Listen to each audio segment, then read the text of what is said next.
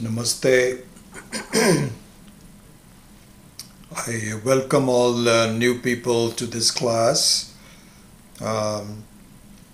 It's just amazing how many people are registered for this from all over the world. It just gives me great happiness, great fun to be able to speak to all of you. I don't see you, but I'm in communication with you, so wonderful, so nice. Let me turn the audio on.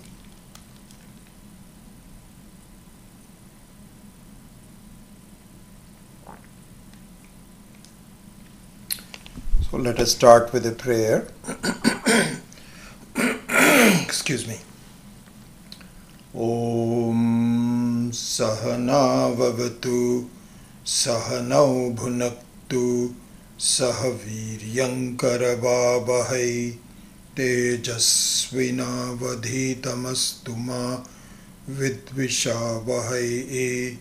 Om Shanti Shanti Shanti. Before we begin, just a housekeeping item which has to do with the book that I think some of you that have been attending the class for the last couple of weeks, you're aware of it even before that, but perhaps the newer people may not be. So we really don't have any text for this class.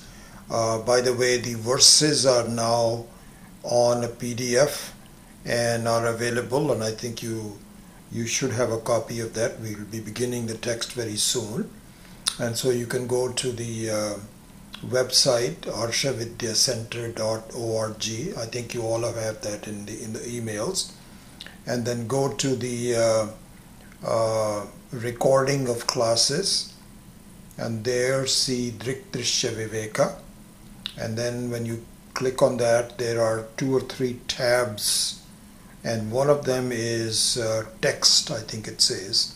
So you click on the texts and it gives you a link to go to a PDF that you can just print and use it for your case. So we don't really have a text per se, but we do have a reference text which is, I will recommend it really, because our teaching is the same.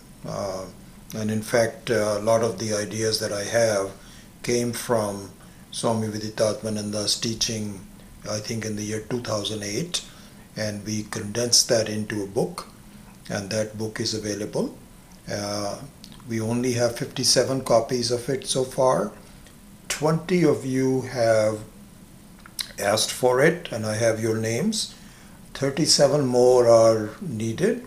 And before I would ship it on a bulk basis, which I will do, but I'm kind of waiting for you. So my request is, and by the way, this is $20, but if you are strapped for funds, you don't have to send me any money, and I will let you know how the money will be sent later.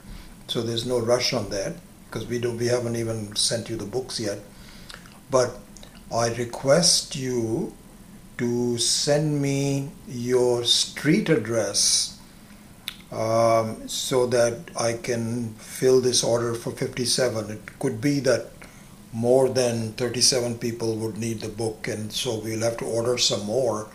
But for now, for this initial shipment of 57 books, I would like to get your orders in. So if you can please make a note of it. If you're interested, you should send me within 1 week. So Saturday, what's that, 25th of April?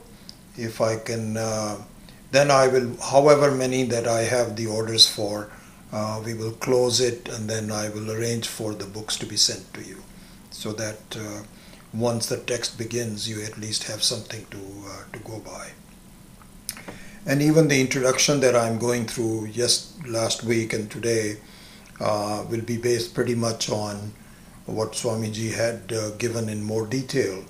He's got about, I think, 21, 25 pages of introduction on that as well. So please do so. Send me your street address if you're interested in getting the book. Okay. So last week what we saw was that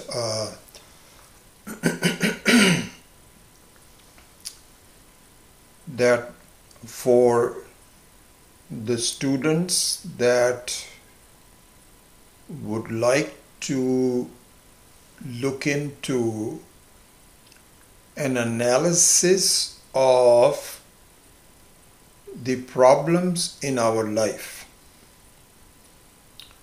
from the standpoint of maybe getting a handle on it as a disease, because what happens is that we get used to viewing it as symptomatic relief. We do a number of things that seem to work, and those are known to us, which is and really the purushartha being the four things that we desire, which is artha, kama, dharma and moksha. This is common to all human beings. This is instruction for human beings. So the first one is artha, which is a sense of security. Security means to make sure that I have a home, I have food, I have some company. This all falls under artha. And once I have it, then I look for kama. So kama means pleasure and fun. And so first thing is the requirements for the bare minimum, which is security, money, etc., etc. Then we start looking for fun. Then the third thing that happens from there is my conduct in my life, and I start thinking about where am I going next life, the continuation of my presence. And so this is what would be called dharma. All these are, there's a lot of concepts behind them, but I'm just summarizing it. So this is what we do. So this would be called symptomatic relief. Very much like if you have a medical problem and you don't know what to do, so you just try out to the local pharmacy. And there's a pharmacist there and you say, I'm having this problem, would you recommend something? And the pharmacist says, yes, I think we have this ointment, as we saw last week. So our life is really involved in symptomatic relief through artha, dharma, artha, kama and dharma. Eventually we find that none of them are really keeping problems away from me. And we will see this in more detail today and why that is the case. So if that happens, then Vedanta is offering something which is, we should be look into it. Swami Viditatmananda, in his introduction, I was just reviewing this yesterday, he gives a beautiful example, which is the example given by both of our gurus, because Swami Viditatmananda ji and myself, we are both students of the same guru, Swami Dayananda Saraswati. And it was interesting just to compare Swami Viditatmananda with myself. He is a few years older than me, and we had a similar beginning. We both met Swami Chinmayanand ji first, and through Swami Chinmayanand we met Swami Dayanand. And both of us, Swami Viditatmananda and myself, I'm just giving you a kind of a quick background, were very impressed by the logic of Swami Dayanandji and also his method of tackling this issue with a structured learning. And so Swami Viditatmananda was an engineer in New York. I was an engineer here. He was a couple of years senior to me. He met Swami Dayanandji and followed him with a course in Powai, Bombay. And that was the course prior to mine. I had a similar experience when I went to the course in 1979 with Swami Dayanandji. Then there was a big difference. The difference was Swami Viditatmananda was a bachelor and he decided to take sannyasa. He first became a brahmachari. I had heard of him even at that time when I met Swami Dayanandji. And first he became a brahmachari in Ahmedabad, and then his pursuit became more dedicated, and he took sannyasa from Swami Dayanandji. Whereas in my case, after I graduated from the course, I had promised my family, my parents, my wife, that I will not abandon them. So I came back to work with Hewlett-Packard and continued on with my teaching. And I think one of the key differences, Swami Viditatmananda is, I think, a lot smarter than I am, but also the fact that he teaches a lot. He teaches like 7-8 classes a week, and he's in touch with it much more. His retentivity is better, and so his examples and so on and so forth are very useful to me. He's an older Guru Bhai for me.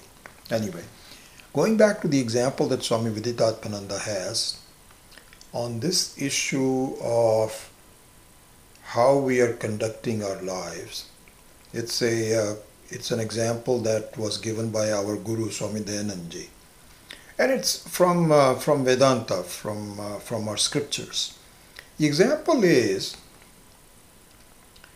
that a man who was passing by a wooded area with some goods that he was carrying, like for example, he could be a jeweler, and he could be carrying a bag full of jewelry. And these robbers know that he does this. They all know him. So this time, when he was passing through the woods area, they overpowered him, took his bag of jewelry away, blindfolded him, and tied his hands at the back. And now this fellow had no idea where he is. He cannot open his eyes because the blindfold is very tight. His hands are tied. And so he tries to go somewhere. He runs into a tree, falls down, gets up again, goes around someplace else. The only thing that he can do is to cry for help. Help!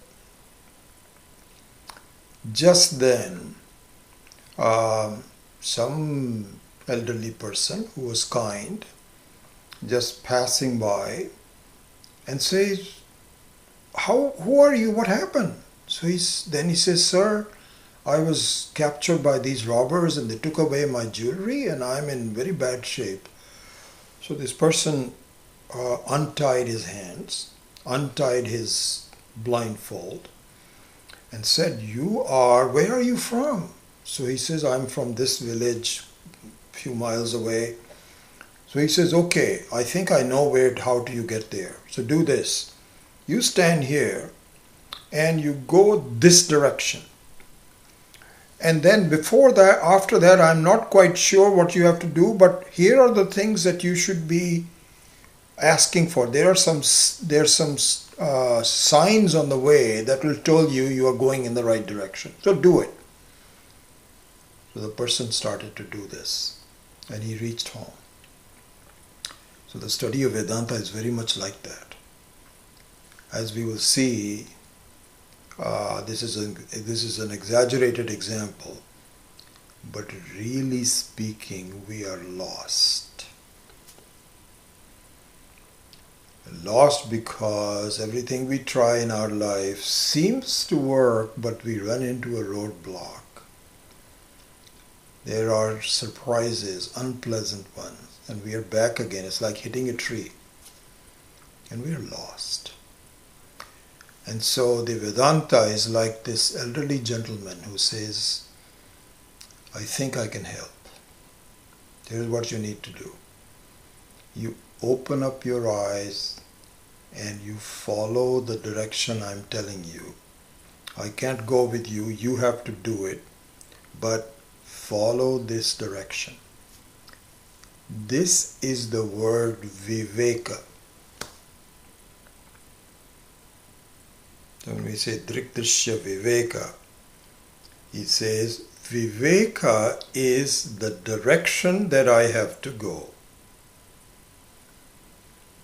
And what does that mean?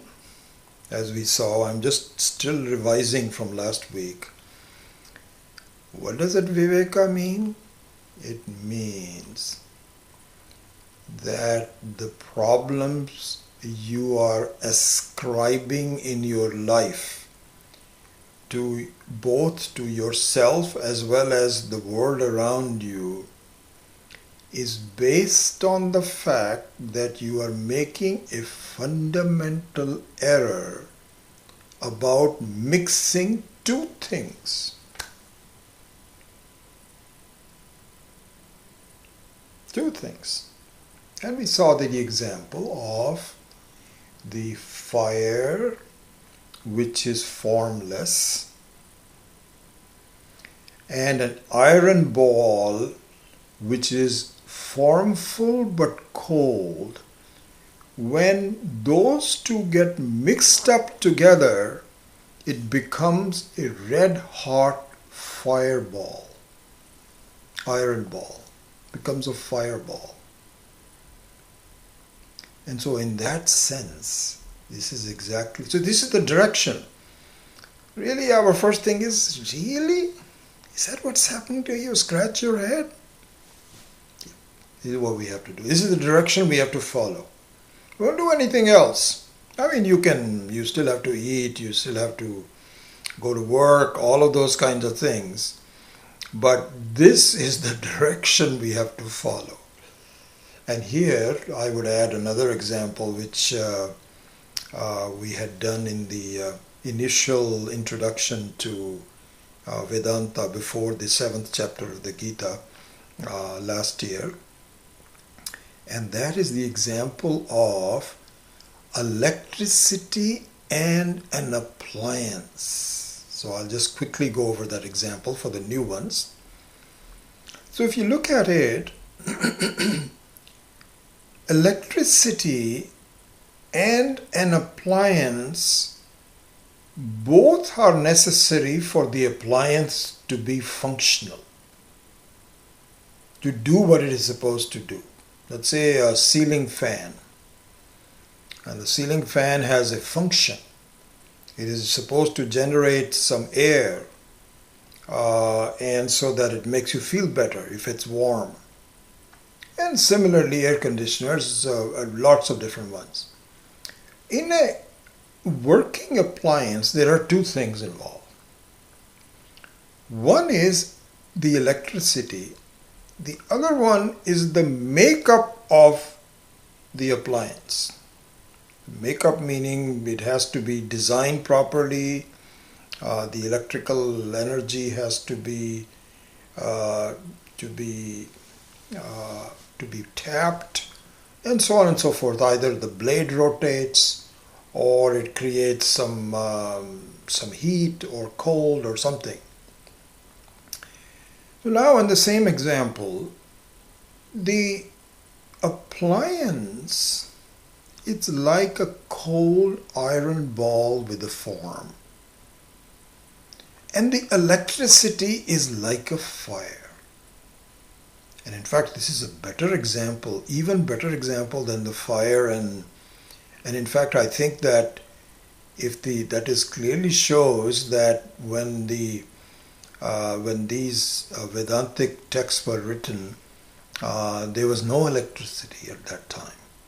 in this. I'm not talking about thousands of years back. I'm just talking about hundreds of years back when Drg Drsya Viveka was written. It was written in the 14th century or so. There was no electricity. Otherwise, this example would have been given about the electricity and the appliance. But the electricity appliance example is better than even the fire and iron ball example, because unlike the fire, the electricity is not visible.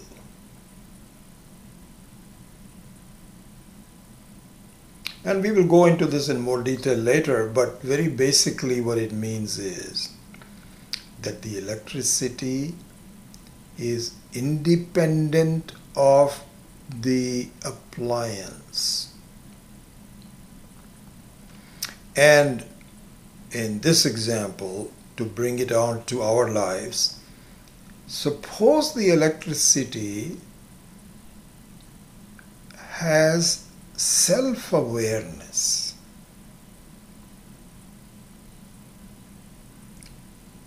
And it is being functional in the appliance. And the self-awareness would say, I am the functional appliance. I'm happy that I'm a ceiling fan and it's working. And the fan stops working. The self-awareness also would say, I have stopped working. When in fact it hasn't.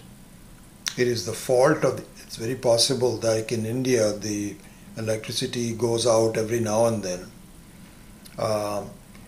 But if the appliance broke down and nothing was happening to the electricity, it was still on, this is a false conclusion.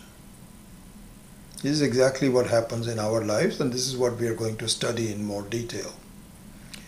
One thing to be seen here is that in the in the creation of the universe, there is an order. So that order is that first you are given the awareness of things in general. First of all, you're not given anything at all because it is like a table which has no awareness. Then you have a little bit of awareness reflected in the minds of plants. And the plant is aware of heat and cold and a few things here and there, but doesn't have a lot of awareness, certainly no self-awareness. The lack of self-awareness even goes to the animals. So the animals are very aware. I am really impressed by seeing how the spider has an idea of where to build the net around it. In often traveled areas, it doesn't do it. There's a lot of intelligence. Similarly, when you have a bug going and you go near it, it stops and saying, danger. I have an interesting example just to do this. So we have a rolling shutter in our backyard. And all throughout the winter, you don't roll it out to keep the sun out. You're not needed. So these birds, they start to build a nest in the nook of that one. So just the other day, I started to go out when the weather is getting better, and now I have to walk. I'd walk in the backyard because I can't go out for exercises anywhere. But I have a nice backyard, and so I just go there. So I went out of the room. There were a couple of birds that came out of the nest. And I noticed that they have a certain sound to them. And I didn't know what was happening. I think birds are all over. Then it got repeated. Every time I will go out, there were one or two birds that will fly out and they will say something. And then I started to notice a pattern. And do you know, I need to actually check with my brother's son, my nephew, who's a bird specialist. This bird utters the same sound every time I come out, which is to say, be careful, there is a man around. Maybe somebody else, some child or something. Anyway, intelligence. So the birds have intelligence, but not self-awareness yet. How do we know that? It is very clear that the entire animal kingdom is aware of things around them, but not their own condition. They don't say, oh, I am sad. You have a race, horse race, and the horses all run. And at the end of that, the horses that are first and the horses that are not first behave the same way. They are both extremely hungry and thirsty. Their owners behave very differently.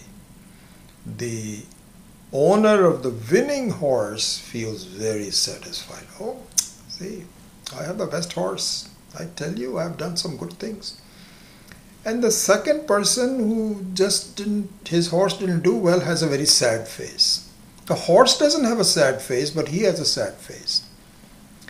By the way, so then the next thing is, this is all Ishvara's creation, very methodical. So the entire animal kingdom has no self-awareness.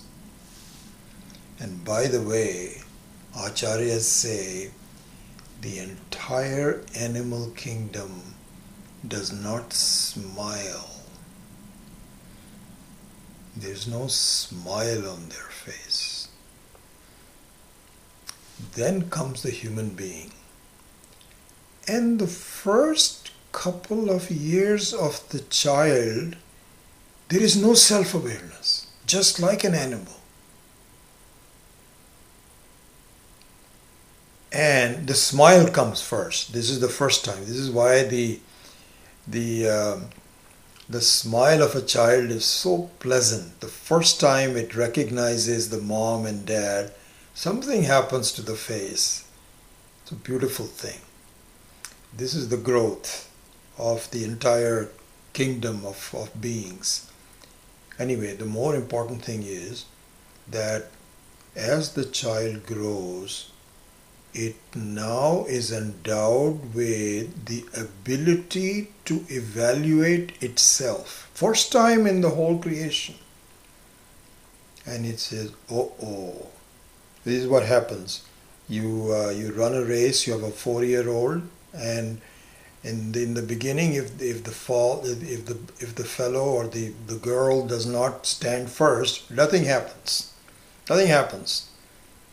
If it starts repeating, it will say, I failed. I didn't come first. Then later on, if it doesn't come first, it will say, I'm a failure. All from self-evaluation. And similarly, the next stage is that all of us go through lack of viveka. We are just solving problems symptomatically.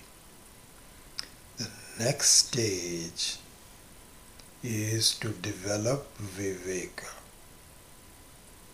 And what that means is the ability to distinguish two things that appear to be one. And one very interesting thing, I will do this a little bit later on. Let's see. Yeah, just a little bit later on. In addition to mixing up, seeing oneness in two things, One thing in two things, like the fire and the iron ball are two different things, but I mix them up. Electricity and the appliance are two different things, but I mix them up. We will also see there is something called one, and I mix them up as two. I do just the opposite too. That example I will give you later.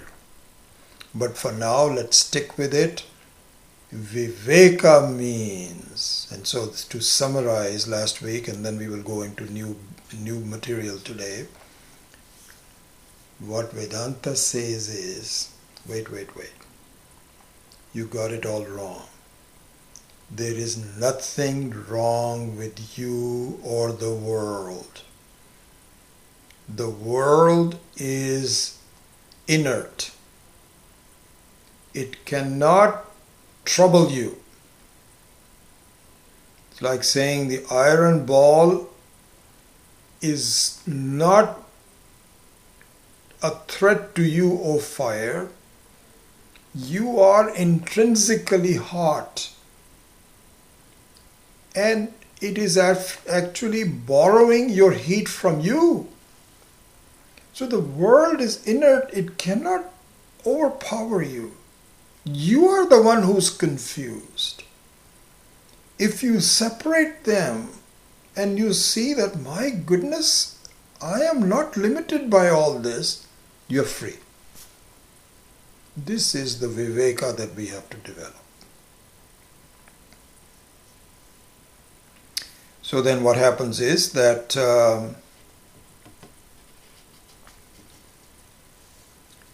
if you look at the humankinds, so now let us proceed further with new material.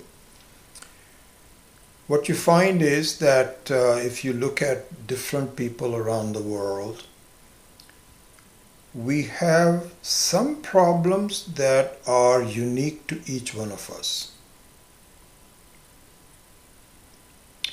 And not just problems, but our personalities, our aspirations, our conduct, our life, the details and so on are all separated. Beautiful. They're beautiful. And none of them really are the same. There's an interesting example given by in Vedanta. Look at the beauty of Ishvara's creation. Do you know that no two thumb prints are alike? None of them. How can this be? This is just absolutely incredible.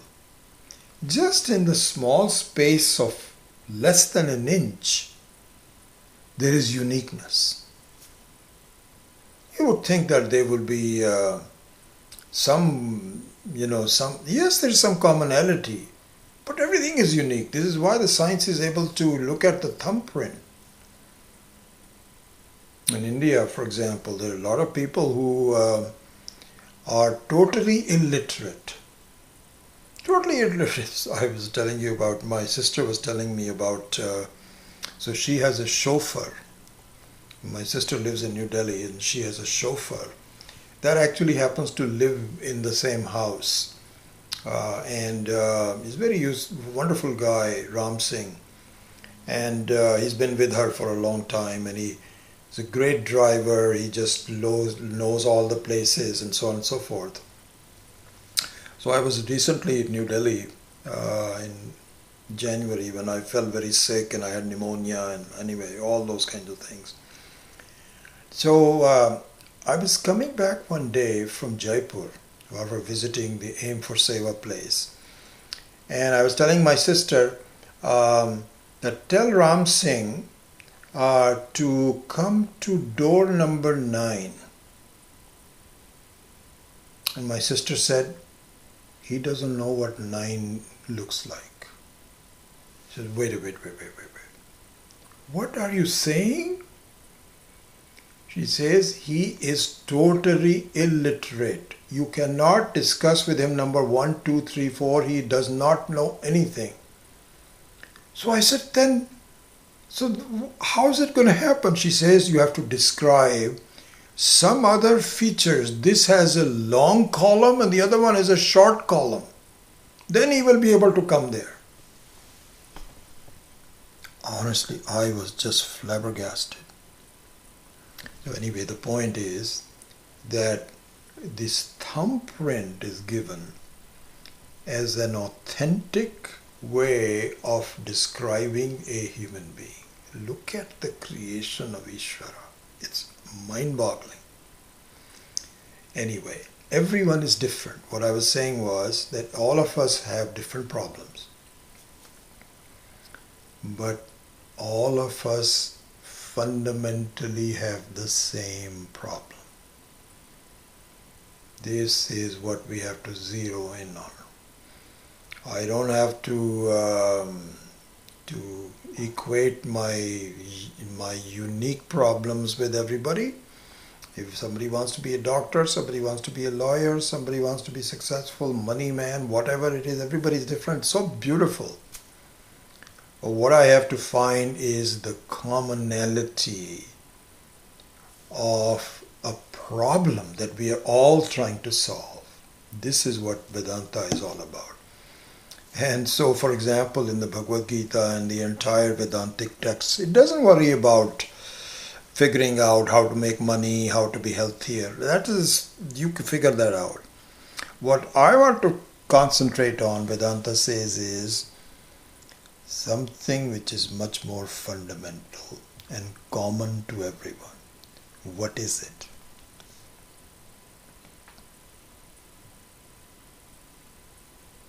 So this is a topic this is the next topic. And not totally new, but the way to look at it is, what is fundamentally common to all of us is what our Guru Swami Dayanand Ji had presented to us is a word called inadequacy. You can use different words. This is an English word. A sense of inadequacy. What do you mean by inadequacy? So in Sanskrit it is called apurnaha. Purnaha means fullness, adequacy. Means I'm able to do what I want to do. Inadequacy is not being able to do what I want to do. I feel inadequate. This is the fundamental problem of all human beings. And it lurks at the very beingness of me. It's not as though I tell people I'm inadequate. You may be inadequate for doing something specific, but basically I feel I am inadequate. Fundamentally. And so there are other expressions of that, incomplete. And having full of problems from time to time. Not able to solve all the problems. This is the sense of inadequacy. Here, one small distinction between unhappiness and sorrow. So, unhappiness is very topical and very temporary. You're unhappy about something you wanted to have and you didn't get it. You're unhappy. Fine, understand. But sorrowfulness is something deeper. And it is tied to the inadequacy. And the more sensitive you are, the more thinking you are, the more inadequate you feel. What is happening in my life? Where am I going? You see getting older every year. You see old age creeping up on you. You find that death is not as far as I thought it was. And I don't know what's going to happen to me. And even you forget about death and so on and so forth. It doesn't enter very frankly every day in our life. Swami Dayanand had given this,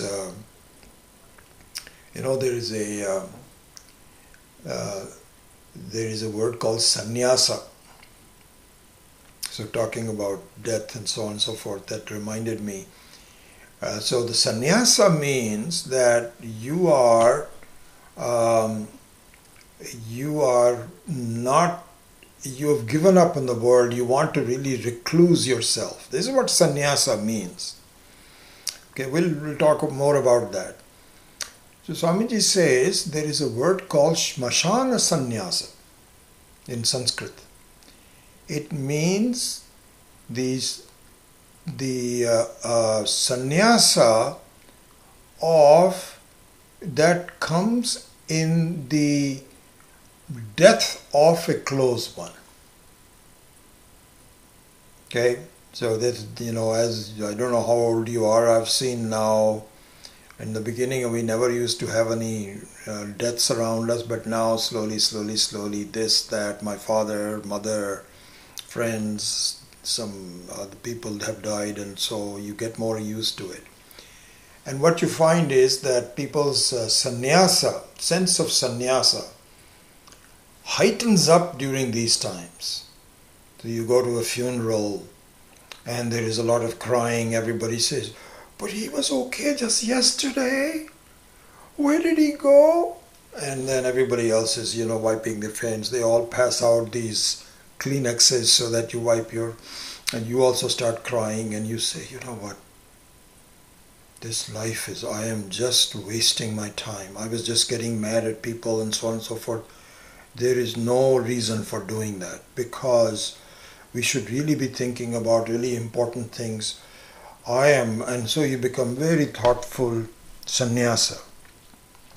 And your spouse sitting next to you says, "Wow, I've never seen that from this person. Hey, he's really changing. That's wonderful. That's wonderful." Then she kind of likes it that he's now thinking. These are all Swamiji's examples I'm giving you. Swami Dayanandji's example. Then the funeral is over. You get into a car, and you, in the next half hour or so, then you ask your spouse, "Hey, by the way, did you get this thing from the shop that I was telling you?" And your spouse, I always say she, but from my perspective, she says, No, I forgot." "Darn it! Why do you keep forgetting? It is so important for us." She says, "Just now you were talking about, life has no meaning, and now you are getting trivial for no reason." So this is what is called smashana sannyasa. So anyway, we are all like that. Deep down below, though, whether there is a funeral or not, there is a gnawing sense of inadequacy. So this is the common problem for all adult human beings.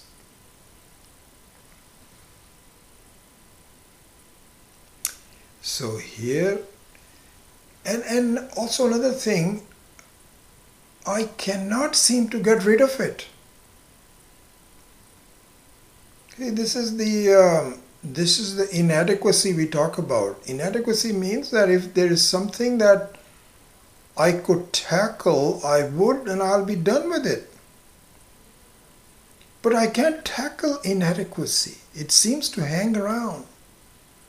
And the only thing that happens, by the way, just to give you a flavor of this, our acharyas say that, just like you go to these Indian concerts, musical concerts, so there is a big singer, and there is a shruti in the back, tanpura.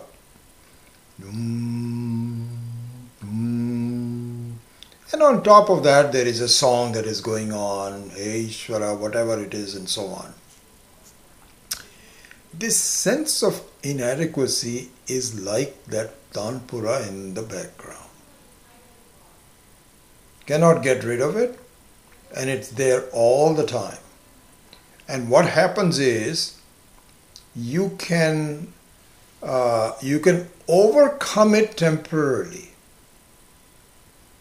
And this is the reason for the happy hour that the Western countries have invented. I think it's a very great invention. A great invention. That means that we cannot tell you whether you are happy in the morning or afternoon, but if you come there at 5 o'clock for 1 hour, we'll give you drinks that are half off. This is very important because things that are half off really attract us. If they are completely free, that attract us even more. This is the reason at home you will never eat these fried samosas. Never. Because it is supposed to be bad for you.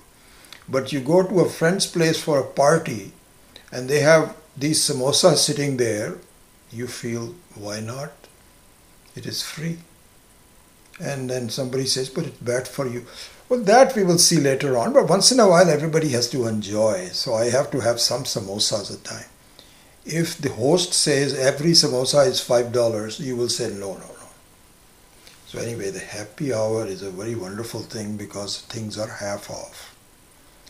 So during the happy hour, and pretty soon you have not only just one drink, but you have more than one drink. You are floating in the air, and you feel good about it. You know why you feel good about it? Because before the happy hour came, your sense of inadequacy was very apparent, palpable, and there. Now you drown it out for an hour.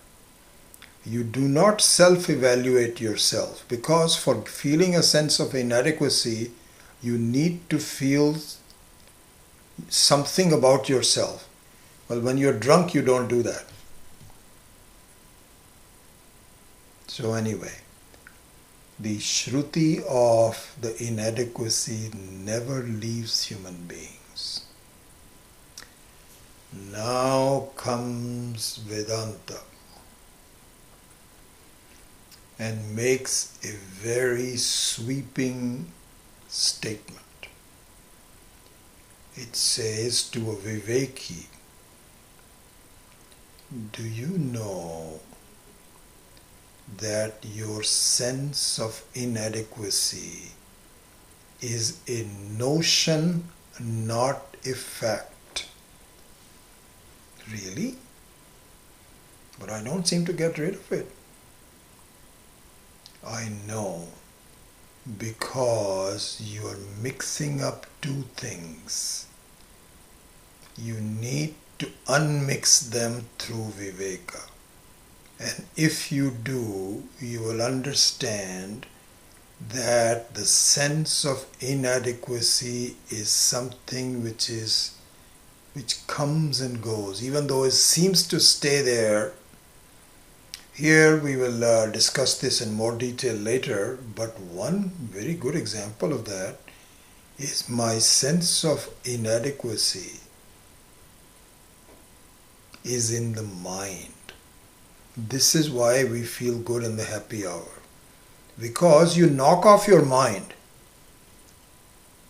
Your mind is the one which says, and what do you mean by the mind? How is that different from me? This all we will see later.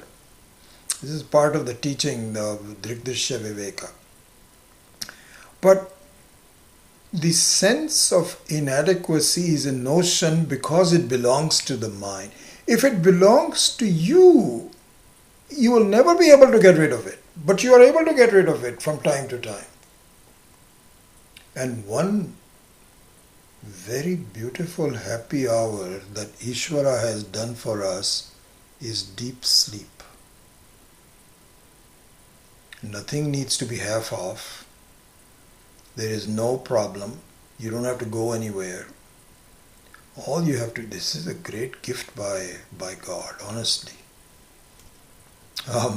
My teacher Swami Dayanand used to say that. He says, my feeling is that if Ishvara had not created deep sleep, there will be so many more suicides.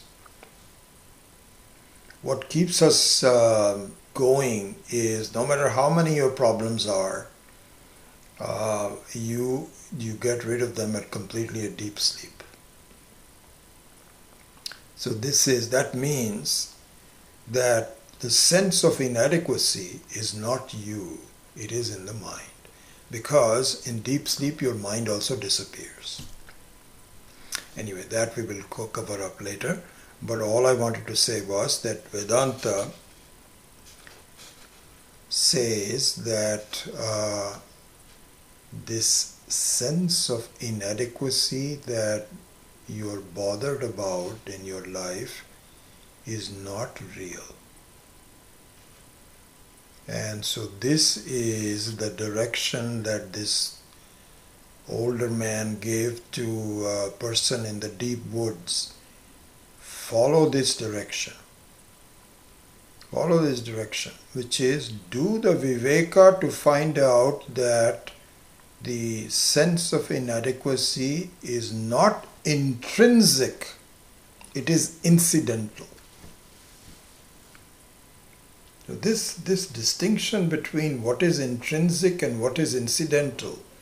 So in the case of the fire and the iron ball, what is intrinsic is the heat of the fire, the color of the fire. What is incidental is keep making a form out of it. That can go, but the fire itself doesn't go. Similarly, the electricity may take a form of the appliance, but it never really changes its own nature. Similarly, the Atma, the real self, never really changes, even though it appears to change. This is what we have to see, and this is what our teaching will be all about. Also, another thing we are talking about examining the sense of inadequacy, right? So one thing that we have presented is that it is not intrinsic.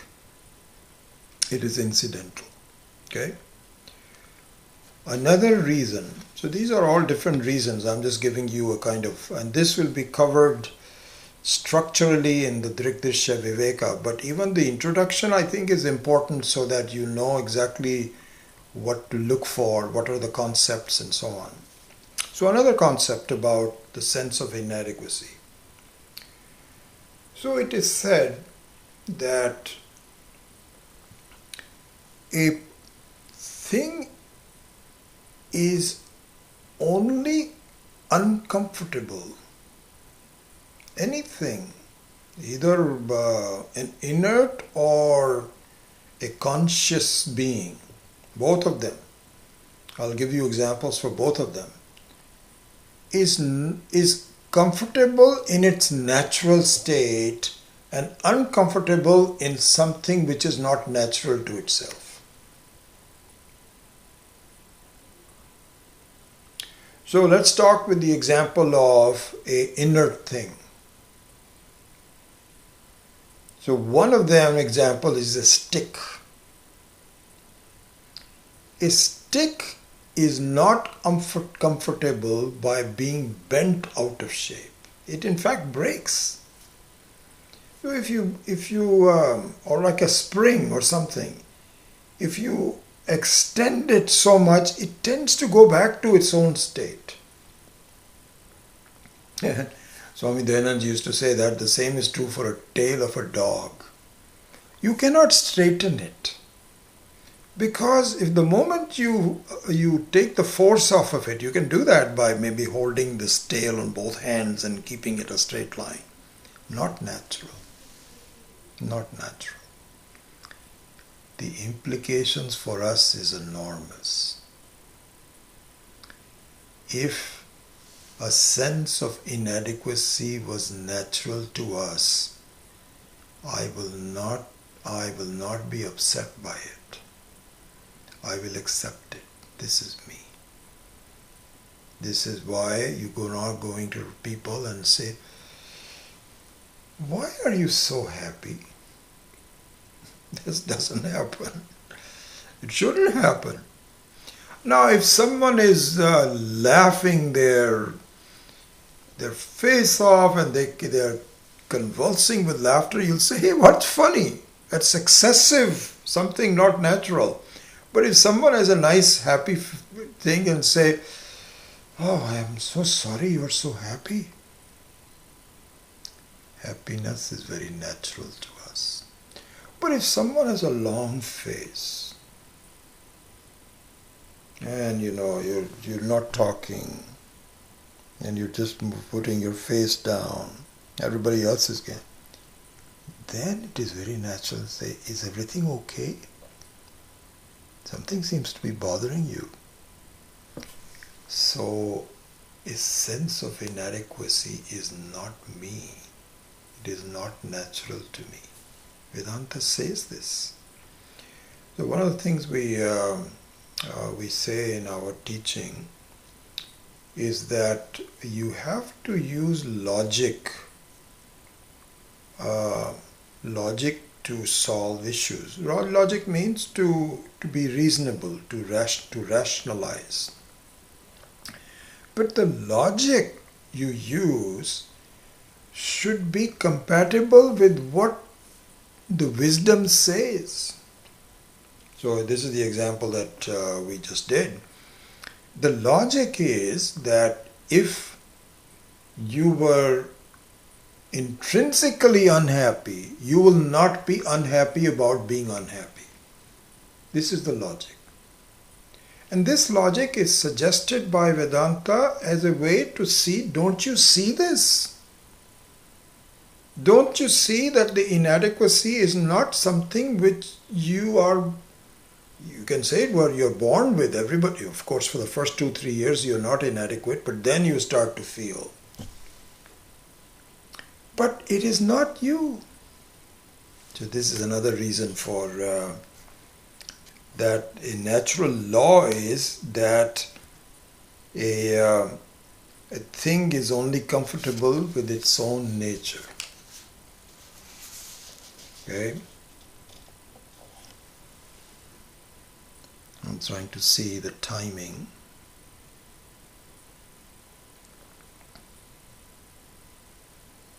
Yeah, I think what I'll do is I will talk about one more reason and then stop.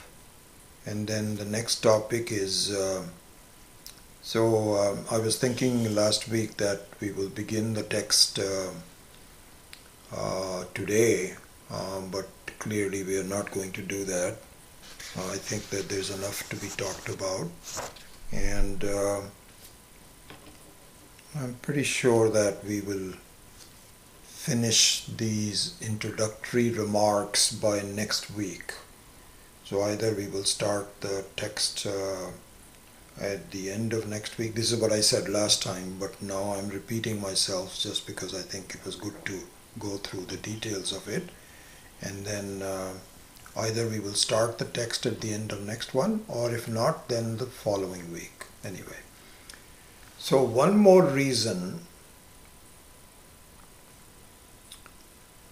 why the inadequacy that we have, that everybody has, is the common problem for everyone. Whether you are US born, you are India born, you are Germany born, what doesn't matter, anybody, sense of inadequacy is there for everyone. What a beautiful, interesting thing to see. So another reason is we never desire something that we have not already experienced.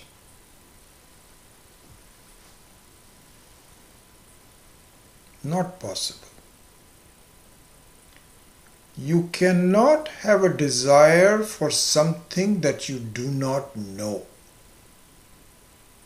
This is a funny situation. So here the word knowing and experiencing, you just have to use either one of them. This will be clarified more detail later. But for now, just keep it simple. Until you've had an experience of something, you cannot desire it. What that means is that I desire a lack of inadequacy. You know what that means? I must have experienced a lack of inadequacy before I look for it. It's nothing new for me. I must have known for it, otherwise I cannot desire.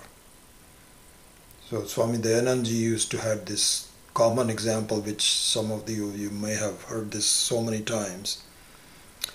So because, we had a great faith for Swamiji. If Swamiji says, I'm a little bit short of cash and I need your help. Can you all give me $25? That's all I need. This is like crowdsourcing. You know what? We would have all jumped at it. And please give 20. So how do we say give it to you, cash or check? Easily. Because the reason for it is well known. But if Swamiji says, listen, he puts his hand in the pocket and says, I have a thing called Gagabugain, and I can give it to you for $25. Please, whoever wants this, please raise their hands. You know what you will say? Swamiji, if you need $25, we'll give it to you because you need it. But can you please tell us what this Gagabugain is? No, I cannot tell you, but I just want you to kind of express your desire whether you want it or not. People will say, Swamiji, I don't know what it is. Don't you see? I cannot just... This is the thing. So, this is an important logic because I desire a sense of adequacy, of fullness. This is what is called Purnam. Purnamadaf Purnamidam Purnat Purnamudachyate Purnasya Purnamadaya Purnam eva avashishyate. Purnam. This Purnam I have had experience of. Otherwise I will never desire it. When and how we will see in detail later, but certainly in deep sleep every night I have Purnatva and I love it. But the moment I get up, I lose that Purnatvam. In fact, during the dream itself, I lose the Purnatvam. There is not that much of a difference between the dream and the waking state, as we will discuss it in more detail, more advanced. So both the Purnatvam is lost both in the dream as well as the waking state. But the deep sleep state tells me what I want, which is a lack of sense of inadequacy. And so, therefore, Vedanta says, listen, it is you, it is natural to you, and you are just mixed up. It's a notion. A sense of inadequacy is a notion, it's not a fact. And if you follow the instructions of the Shruti, of the scriptures, you will find the way out of this woody area where you are blindfolded and you're hitting your head at different things. Let me try this, let me try that. No, this seems to work. Okay, fine, good. Not permanently. You're fooling yourself. This is like symptomatic relief, not disease, and not an understanding of the disease.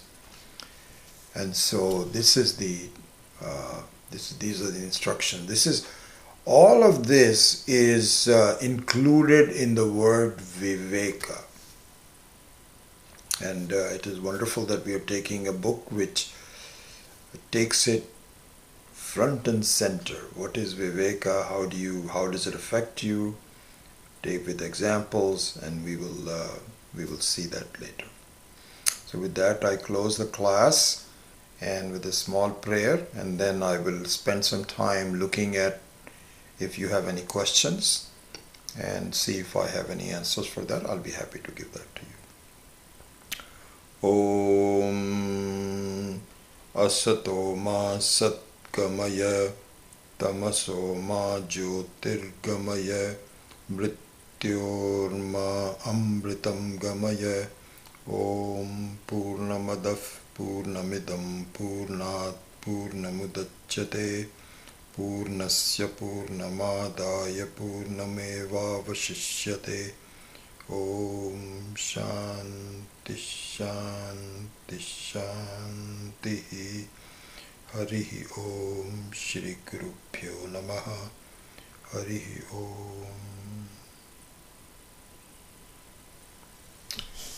Okay, let us see.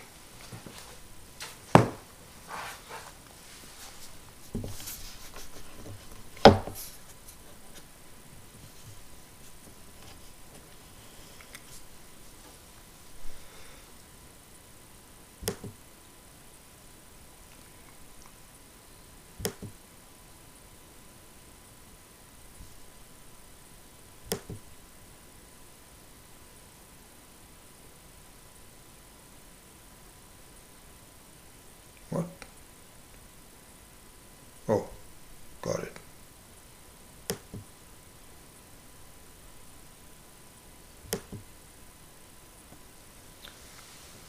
All right.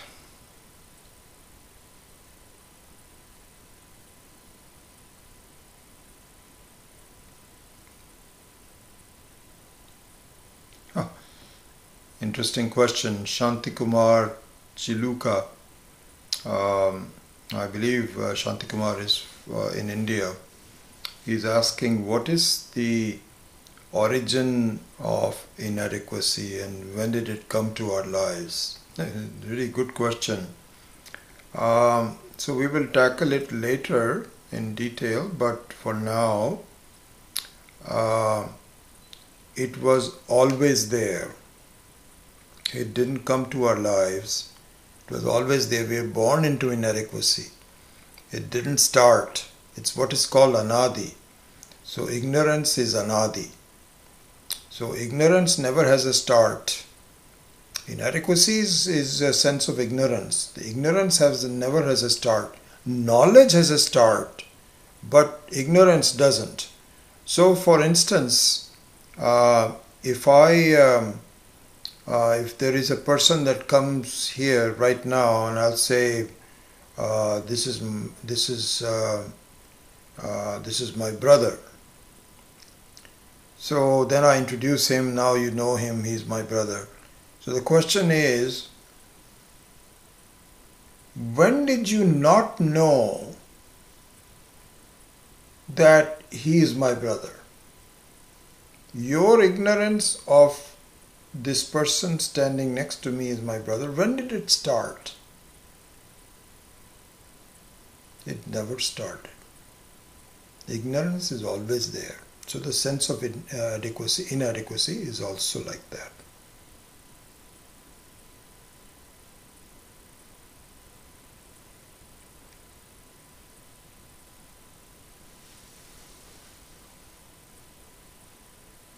And we will take up this topic, new topic next week, which is not directly tackled in Drg Drsya Viveka for a reason. I'll explain that, but I will briefly touch on it anyway, which would say that really the purpose of our life, the purpose of our being born, the sense of inadequacy, is the direction for us to seek the presence of God in our life. This is an important thing, and we would look into that. We are all seeking God, whether we know it or not. It's not a question, I don't believe in God. We can look into that, some very interesting things. So God as a specific issue and a specific topic to discuss is not taken up in Drg Drsya Viveka. It is in the Bhagavad Gita, for example, when we took the 7th chapter and so on, and elsewhere in Vedanta. So, Drg Drsya Viveka is a prakarana grantha, which means that you have a very narrow focus. So here the focus of Drg Drsya Viveka is the human being, not God. Nevertheless, I think a brief introduction to what we are doing, what we are seeking for, would be appropriate, and I hope to do that next week. So that's part of it. Jugal, can you read the names you have for the people who have already requested the book? So you have your name already. I think that's too many. There's 20 people. Jugal, I will make sure that you are included in that. I think what I will do is I will send that's a good point, that the 20 people that have requested the book, I will acknowledge that to everyone. I think I already have to some of you, may not have not done it to everyone. I will acknowledge that, but I assume that you had asked for it, and if not, then I will check with that. Yeah.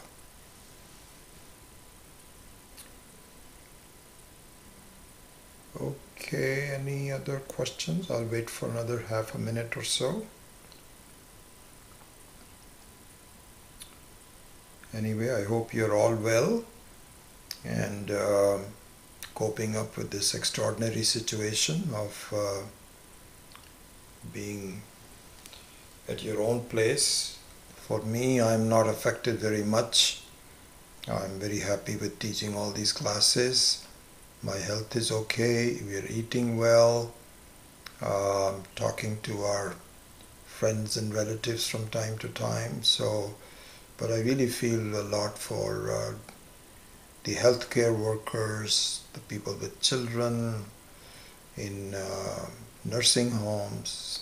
It's a very sad situation.